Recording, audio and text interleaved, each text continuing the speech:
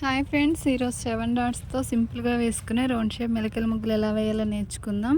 First of all ఇంతవరకు ఛానల్ని subscribe చేసుకోకపోతే తప్పకుండా సబ్స్క్రైబ్ చేసుకోండి ఫ్రెండ్స్.